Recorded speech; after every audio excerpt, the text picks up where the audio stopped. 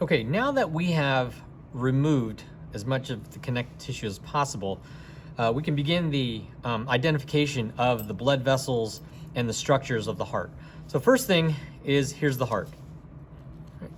Let me move this lung a little bit. So here you have the heart, and there are 4 chambers of the heart.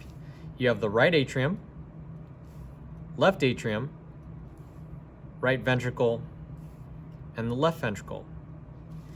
And then you have your major blood vessels that enter the heart. So the first major blood vessel that enters the heart is this big blue vein that you see right here. This is the superior vena cava.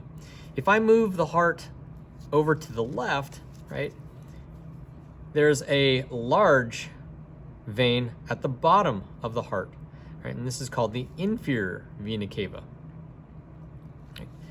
The next major blood vessel, right, that exits the heart is this candy cane structure that I talked about earlier. So I'm actually going to move the lung a little bit so you can see this candy cane structure that starts on top of the heart and then kind of curves up and around the backside behind the lungs. This is called the aorta.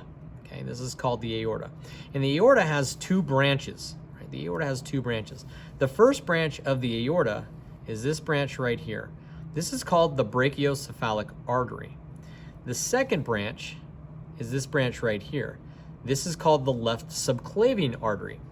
Now, the brachiocephalic artery has 2 branches, right, that into the neck, right? And these pink, bright pink blood vessels that you see here, these are what we call the common carotid arteries. Parallel to the common carotid arteries are veins, right? And this first vein here, right, this first vein here that comes off of the superior vena cava, this is what we call the internal jugular vein, right?